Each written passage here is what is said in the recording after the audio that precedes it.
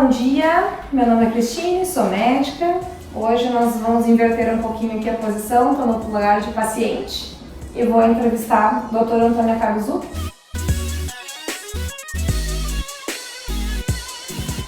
Ortopedista e traumatologista, dúvida que a gente vai tirar hoje também, e cirurgião de tornozelo e pé.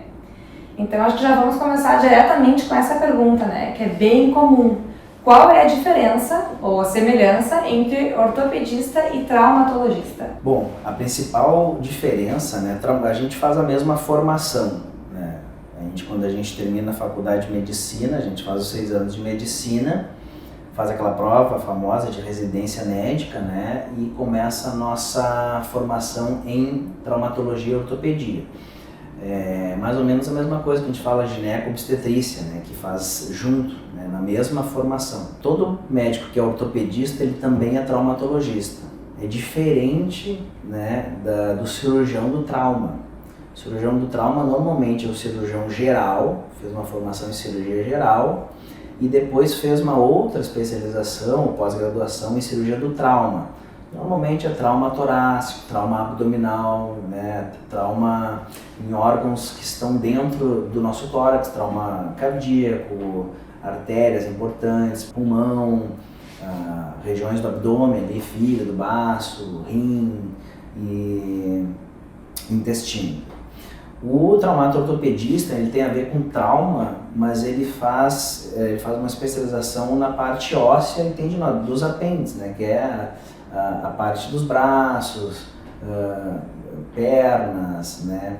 Eventualmente coluna, a gente estuda muito coluna também, né? Embora a coluna também seja estudado pela neurocirurgia, né? Existe essa divisão, né? Os dois conseguem estudar, né, coluna, né? Mas o traumato, a gente estuda fraturas, rupturas, tudo que tem a ver com algum trauma, né? Pode ser um trauma jogando futebol, fazendo uma luta, um acidente, né, de carro, queda de escada, mas quando tiver trauma envolvido, normalmente isso vai gerar uma fratura, que é quebrar um osso, né, ou romper algum tendão, romper algum ligamento, né. A ortopedia, ela não envolve trauma, é alguma doença, tanto do osso quanto da cartilagem, quanto dos tendões e ligamentos, né, que ele vem vindo com o longo do tempo, né. Uma muito famosa é a osteoartrose, que é o que a gente chama de desgaste da cartilagem, né. Na verdade, a cartilagem, né, que tem todas as nossas articulações do corpo, né, ela começa, a gente chama isso de degenerar, ela vai ficando mais envelhecida, né, assim como a nossa pele, né? A pele, hoje em dia a gente fica muito na dúvida, né? Tem algumas vertentes que não chamam mais a osteoartrose de doença, porque senão a gente teria que chamar as rugas de doença, né? A ruga, ela é um processo de envelhecimento natural do corpo, né? A mesma coisa é a cartilagem. Algumas pessoas, né, vocês devem conhecer alguma pessoa que vocês olham assim depois de um tempo, mas não envelheceu nada, né, continua com a pele boa e tal, e tem outras que não, outras que já com 40, 50 anos já tem bastante ruga no corpo, né, no rosto, né, nos braços, nas mãos, né, e assim acontece com a parte da ortopedia, né. Os tendões podem se tornar um pouco mais endurecidos, menos elásticos, né, aí vem a famosa tendinite, né? Pode ser uma tendinite de punho, que é muito comum, né? Como os tendões estão mais endurecidos e mesmo assim a gente continua usando eles ou no nosso trabalho ou no celular, né? Eles começam a doer, né? A famosa tendinite, pode doer no braço, a epicondilite, mas pode doer também no joelho, né? E eventualmente isso é apenas uma tendinite, não é nada mais grave, né? Não houve nenhum trauma, né? De repente a gente amanheceu com dor no joelho, a gente amanheceu do nada com uma dor no pé, né? No tendão de Aquiles ou embaixo do pé, né? O que é isso? Um problema traumatológico ou um problema ortopédico? Um problema ortopédico, né? Que é um problema que vem vindo e eventualmente não tem idade, né? Tem alguns problemas, por exemplo, a gente conhece a osteonecrose da cabeça femoral, né, que ocorre em crianças, né, a gente chama de Legg-Pertz, Calvé, né, uma doença ortopédica, né, relativamente grave, Se eu não me engano, é a doença que o Renato Russo teve, né, que ele ficou bastante tempo mobilizado com gesso em casa, né, e foi que ele escreveu várias das músicas dele. Isso é uma doença ortopédica que pega as crianças, né? Eventualmente pode ter Osgood-Schlatter, também um problema que ocorre na inserção do tendão patelar, que pega crianças, né, que é um problema ortopédico, não é um problema traumatológico.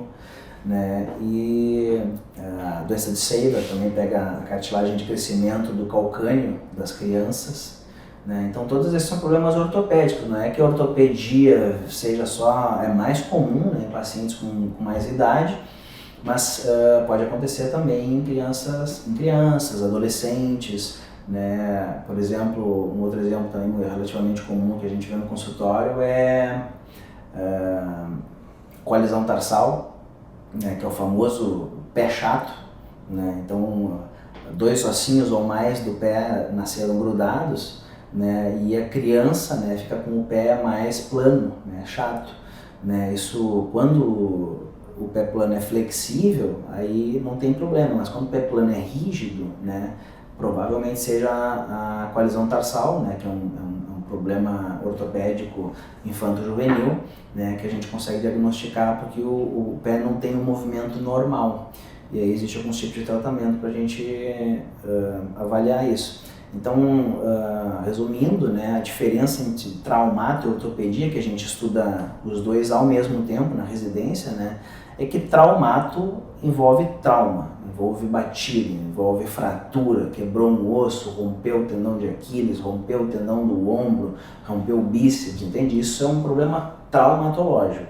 Quando não tem batida, não tem trauma, mas o paciente tem algum problema osteoarticular ou muscular, aí o problema é ortopédico. Aí falou uma coisa interessante, a ruptura de bíceps. Eventualmente a gente pega em consultório alguma coisa assim, que os pacientes, acho que a maior parte das pessoas acha que ortopedista é osso, ou articulação, quando é artrose, né? Mas também quando é partes moles, assim, muscular, também está indicado constar com o ortopedista. Também está indicado a consultar com o ortopedista, né? Por exemplo, estava jogando futebol, fez um estiramento muscular no posterior da coxa, que é super comum quem joga futebol aí conhece, né? Então, ou joga vôlei, pratica algum esporte assim que tenha mais explosão, tenha salto, tenha corrida, né, explosiva, né? Então, a extensão da posterior da coxa é partes moles, né? Não é tendão, é músculo, né? E é um ortopedista que trata, não teve nenhuma fratura, né? Mas é um problema que é traumatológico, né? Porque foi uma lesão aguda, né? Uma lesão envolvendo um trauma, né? Esse trauma foi um estiramento muscular, né? Por vários motivos, né? Que ocasionaram essa lesão normalmente na posterior da coxa, né? Mas pode ser na panturrilha, né?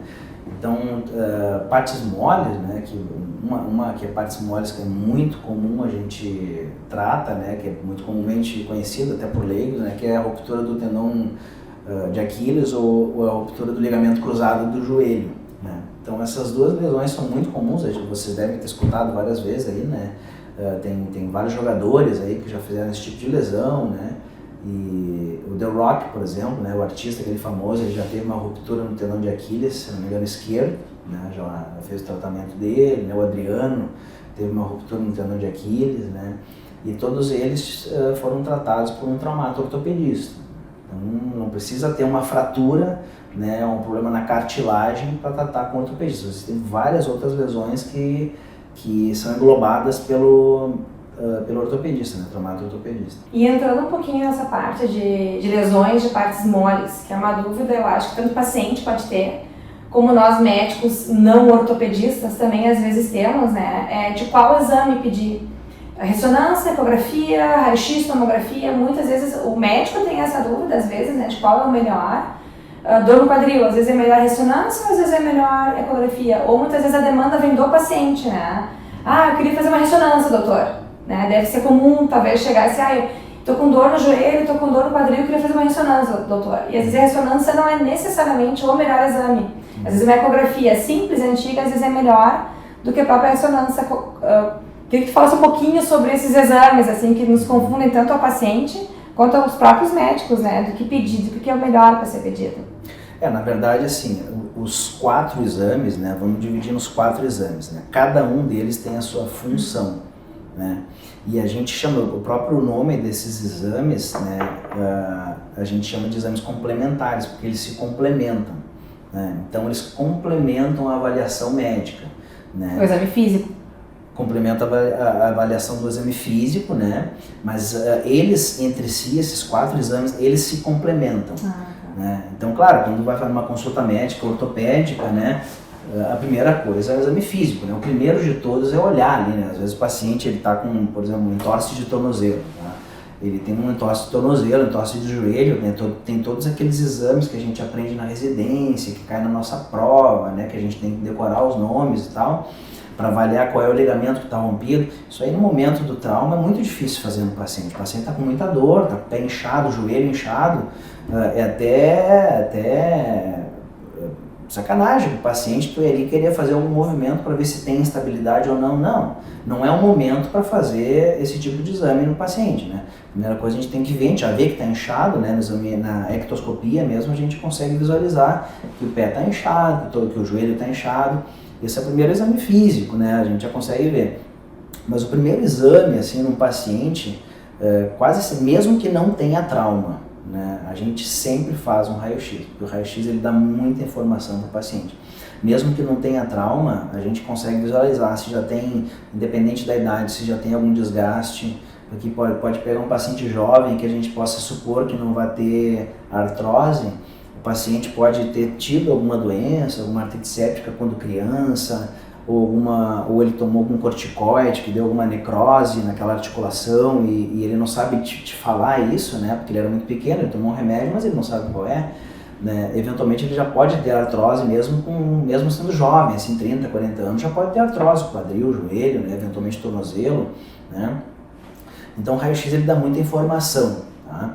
Às vezes ele pode ter um tumor ósseo, né, que tu pode deixar passar só porque tu não fez um exame de raio-x, né, achando, não teve trauma, então não vou fazer raio-x, né, aí tu não faz o raio-x e aí tem um tumor ali, mesmo que seja um tumor benigno, né, um cisto ósseo simples, né, que é um tumor benigno, mas ele pode causar fratura, né, pega na tíbia um cisto ósseo, eventualmente o paciente descendo uma escada pode fraturar só porque deixa o osso mais frágil, né.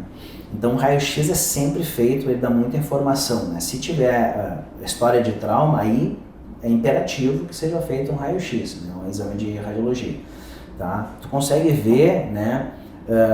98% das fraturas tu consegue ver num raio-x simples, né? Aí tu fechou o diagnóstico, temos uma fratura nessa articulação. Se eu resolver operar uma fratura articular, que pega a articulação, tá? O ideal é que eu faça uma tomografia, porque a tomografia ela não vai me mostrar só o anteroposterior do osso e o lateral do osso, ela vai me mostrar toda a volta do osso. Eu consigo ver toda a volta do osso, de cima, embaixo, de um lado para o outro, entende? E aí, só que eu vejo só o osso. Eu consigo ver toda a volta do osso, eu consigo ver por dentro do osso, mas é só o osso na tomografia. Entende? Então, para planejamento cirúrgico, para onde é que eu vou abordar, para onde é que eu vou chegar na fratura, esse fragmento aqui eu preciso colocar no lugar antes de reduzir o outro fragmento, porque ele vai dar sustentação ao outro. Então, todo esse planejamento numa fratura articular é feito com a tomografia. Então, eles se complementam, né? A tomografia com o raio-x. A ecografia e a ressonância, elas servem basicamente para nos dar informações sobre tecidos moles, né? Aí vocês vão me perguntar qual é a diferença da ecografia e da ressonância. A ecografia, ela basicamente consegue me mostrar em volta da xícara, né? Então, o que tem em volta do tornozelo, no tornozelo, por exemplo, né? Vamos pegar o joelho como exemplo. No joelho a gente tem 4 ligamentos. 2 ligamentos estão ao redor, que é o colateral medial, colateral lateral. A gente consegue ter uma boa avaliação com uma ecografia, né? Porque ela vai passar exatamente em cima, onde está o ligamento, ele vai ver, ó, aqui tem uma interrupção, tá? Não estou visualizando as fibras desse ligamento, então está rompido. Agora, dentro do joelho, a gente tem o menisco e os 2 ligamentos, né? Os 2 meniscos, né, que são as almofadinhas do joelho, né? E tem os dois ligamentos cruzados, que vocês já ouviram falar, ligamento cruzado anterior e ligamento cruzado posterior. Nessa região a ecografia não chega. Então ali a gente precisa de uma ressonância. Então para a gente ver o ligamento cruzado, não dá para ser com ecografia, precisa ser ressonância. Ah, mas eu posso fazer uma ecografia no joelho? Depende do que a gente quer ver. Se eu fizer, aí sim vale o exame físico, entende? Por exemplo, o paciente chegou com uma torção no joelho, ele está com muita dor. Aí eu coloquei uma tala nele, deixei aquela região ali do entorse cicatrizar e pedi para ele voltar em uma semana comigo. Aí eu tiro a tala, ele vai estar com muito menos dor e eu consigo fazer todos aqueles exames físicos que a gente aprende na residência. Eu consigo fazer o gaveta, o Lachman, né? E esses exames, eles vão me mostrar se há muito provável ruptura do ligamento cruzado anterior e posterior. Então, se eu fizer esses exames e eles derem positivos, então eu não posso pedir uma ecografia, eu preciso pedir uma ressonância. Tá? Se eu fizer os exames de um paciente, um exame físico, e os exames para ligamento cruzado estiverem firmes, né? Eu não preciso fazer uma ressonância, né? Que talvez vai demorar, o paciente vai ter que pedir para o seu plano de saúde, ou se ele for fazer particular vai ser caro, entende? Eu posso fazer uma ecografia, coisa muito mais barato, muito mais rápido, que vai dar a informação que eu preciso, porque eu já vi no exame físico que o ligamento cruzado dele está firme. Então eu não preciso de um exame que mostre o ligamento cruzado, porque eu já sei que não está rompido, entende? Então a gente pode fazer essa diferenciação neles. Basicamente é isso. E entrando já então na dor, né? Que vem a dor, faz exame, enfim, viu que não tem que operar, fisioterapia. E aí começa a novela, às vezes, que pro paciente acha uma novela que é a tal da fisioterapia, né? Faz as sessões, melhora por um tempo, a gente tem que pedir de novo mais as sessões, porque não é cirúrgico, né? Então quando é que entra esse critério cirúrgico?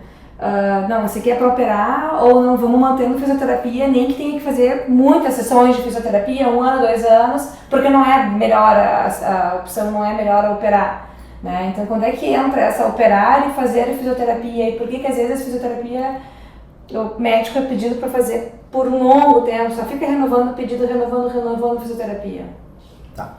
Então assim, em relação a operar e não operar, os critérios eles são bastante objetivos, né? Então se a gente for ler num livro de ortopedia, na literatura médica, né, os critérios cirúrgicos e não cirúrgicos eles são bastante objetivos, né?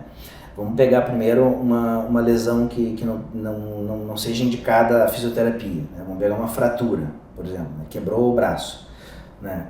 Então, quando quebra um determinado osso, cada osso ele tem o seu critério de indicação cirúrgica, né?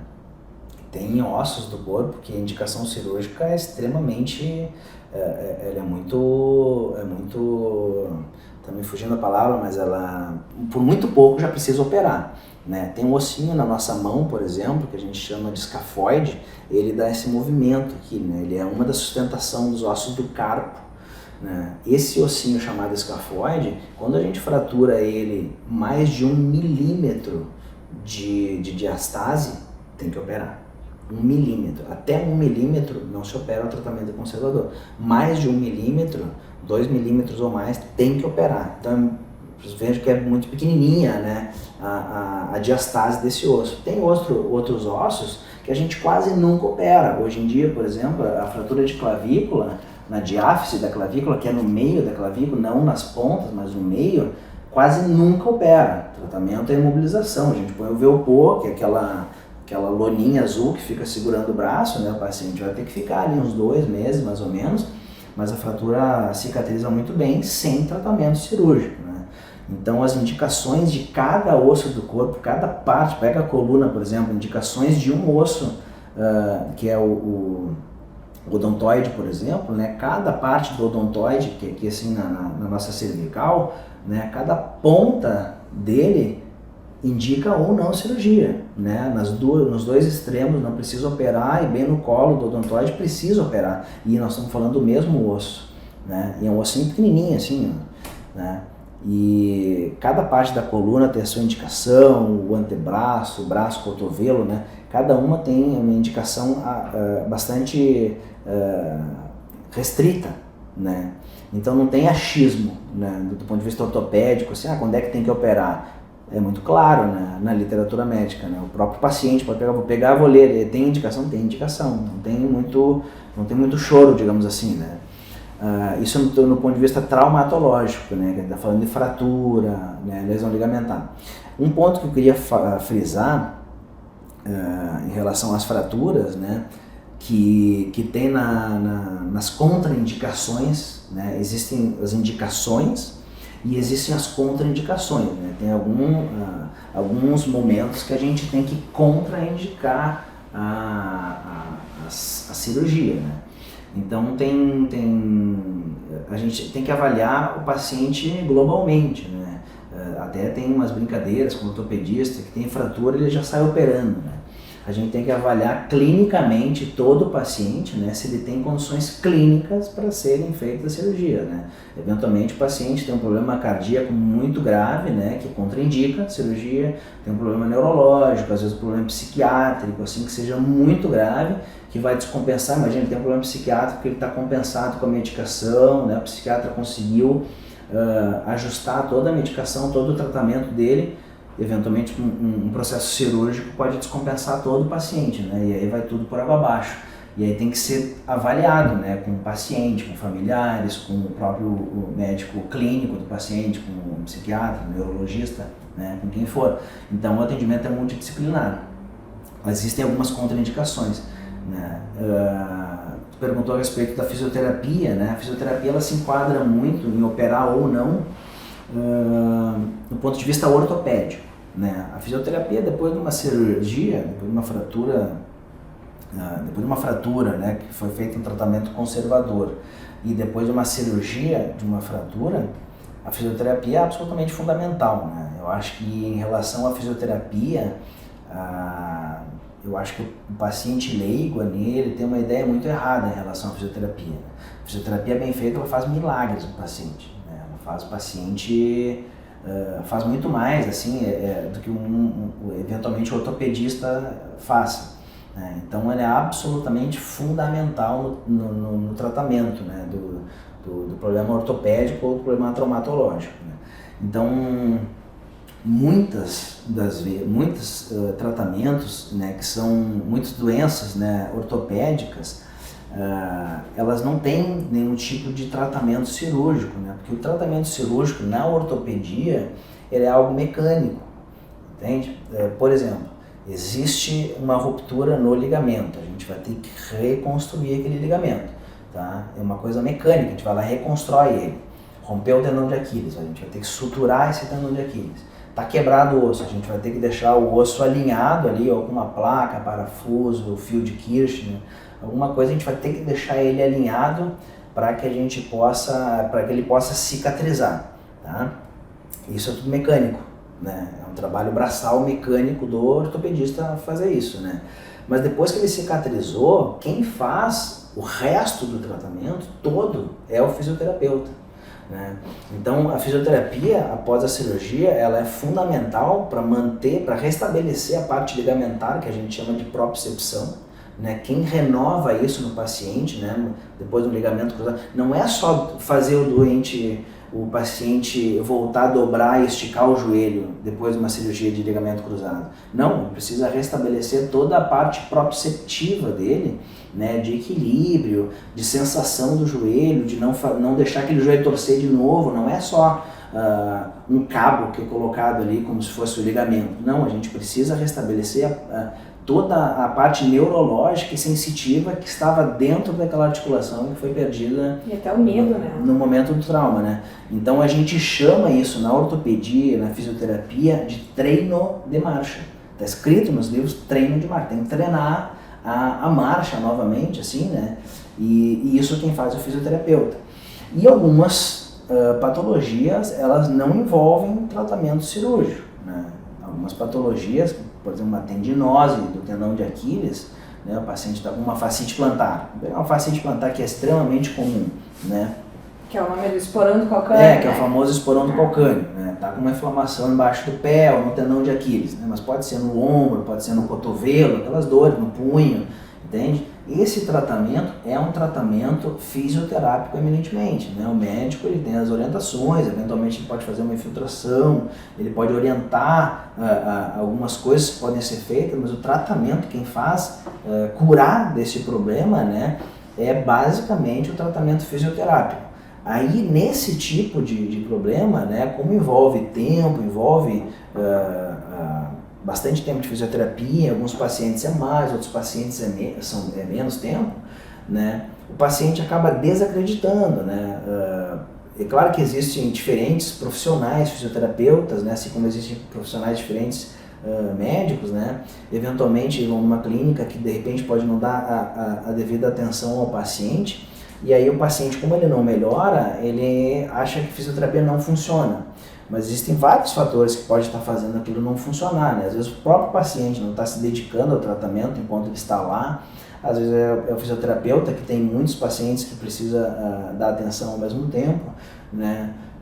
Às vezes o restabelecimento do paciente assim, é mais lento, né? Ele precisa de ter mais tempo para ele, né, para se restabelecer. Ele não melhora tão rápido quanto um amigo dele, por exemplo, melhorou, né, precisa de mais sessões de fisioterapia, mas o tratamento fisioterápico ele é absolutamente fundamental assim, no tratamento ortopédico como um todo.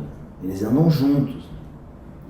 E mudando um pouquinho agora, que na ortopedia, assim como na medicina geral, foi cada vez setorizando mais, né? Em termos de especialistas em tais áreas do corpo, né? Tipo, só de braço a gente tem 3 grandes articulações, que é punho, cotovelo e ombro, né?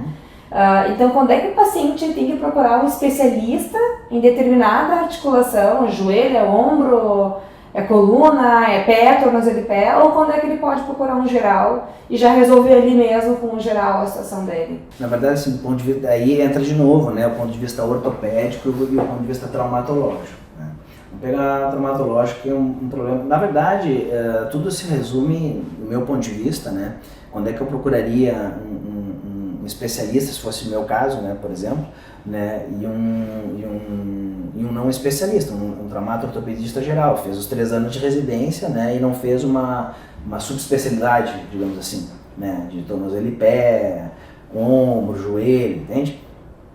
Existem, basicamente nas fraturas, né, existem o que a gente chama de ossos longos, né, que são os mais comuns a serem fraturados, né. Existem a que a gente chama de diáfise, que é no meio dos ossos, no meio do antebraço, no meio do húmero, no meio do fêmur, no meio da perna, entende? Então essas fraturas, qualquer ortopedista está muito apto a resolver, né? E quando a fratura ela pega uma articulação, aí talvez precisasse uma avaliação de um especialista, né? Por exemplo, pega uma articulação muito complexa que é o cotovelo, né? O cotovelo ele não faz só esse movimento aqui, ó, de engrenagem, mas a cabeça do rádio aqui, ó, ele faz a pronossupinação, ela está rodando. Então esse movimento aqui é extremamente complexo, né, do ponto de vista anatômico. Então quem vai fazer uma cirurgia nessa região, ele tem que saber muita anatomia, muito ligamento ali envolvido, né? Se tu puxar um ligamento a mais, o cotovelo já vai ficar duro. Se tu não deixar a cabeça do rádio exatamente na posição como ela tem que fazer, ela, quando ela for fazer, ela vai trancar a pronossupinação, tu não vai conseguir pronar o antebraço, entende? Ele vai ficar travado e com dor. Então, quando pega uma articulação no cotovelo ou como o punho até o rádio distal, que é muito comumente quebrado, né, até não é um grande problema para especialista, mas os ossos do carpo, né, os ossinhos, pequenos ossinhos que tem aqui, né, do carpo, já é um problema. Aí já tem que ser um especialista, né? Então, eu resumiria, né, quando pega uma articulação, tá mexendo, ó, o ombro tá mexendo, melhor ir no especialista. Tá mexendo, vai no especialista, né? Tá mexendo aqui no punho, né? Vai no especialista. Tornozelo, vai no especialista. Joelho, vai no especialista. Quebrou a tíbia, né? Que é a mesma fratura do Anderson Silva, não precisa de especialista. Muito bem. Então tá, acho que por enquanto acabamos esse mais ciclo de entrevistas. Ficamos para a próxima, então. Até mais!